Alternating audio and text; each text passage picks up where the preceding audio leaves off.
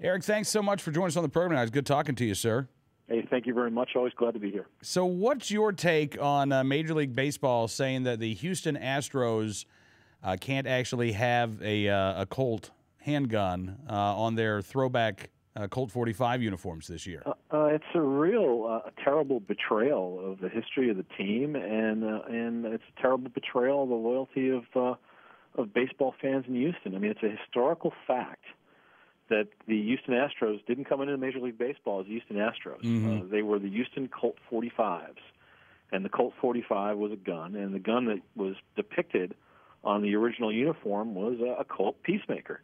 And the reason why that was the original name of the team is it was a name-the-team contest that the team put together when they came into the National League in 1962, and the fans picked it, and they did it to honor the gun that won the West. It was done to reflect the history of Texas and the American West, and to bring this jersey back, and it simply says Colts on the uniform. Right. Not only betrays the past and really tries to airbrush the past, it's also incredibly confusing. I mean, we have another team in professional sports called the Colts, and it refers to actually a horse out of Baltimore. Yeah. The Baltimore Colts football team, was originally known as the Colts.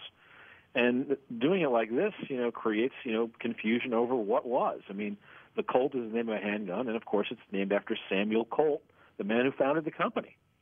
So it's a terrible betrayal of Texas history and American history. It's a terrible betrayal of baseball history, and it smacks of trying to airbrush the past. I mean, which is something that the folks in Soviet Russia used to do a lot. Well, this isn't the first time, though, I understand that Major League Baseball has done this. Tampa Bay, or the Tampa Rays, I guess as they're now called, had throwback uniforms.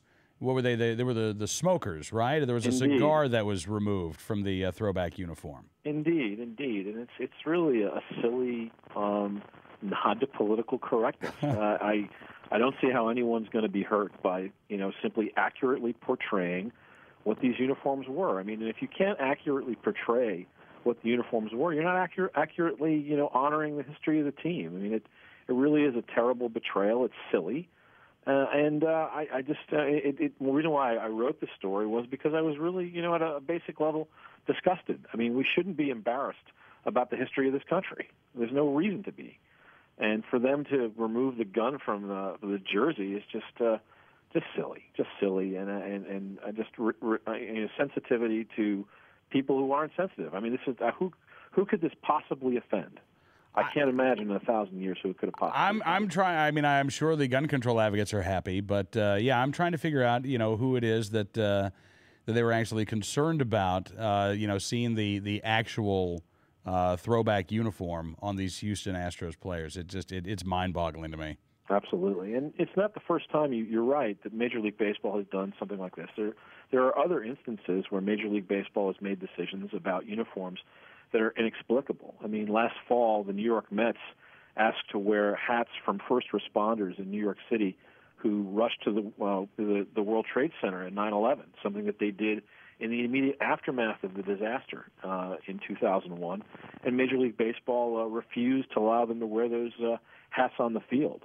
Here in Washington over the summer, the Washington Nationals wanted to honor the U.S. Navy SEALs by wearing their hats during one game after that helicopter went down in Afghanistan, killing 22 SEALs. And again, Major League Baseball denied them the opportunity to do that. So it's not just guns, it's a whole variety of different issues. And quite honestly, I think that they're ham-fisted and tone-deaf all at the same time.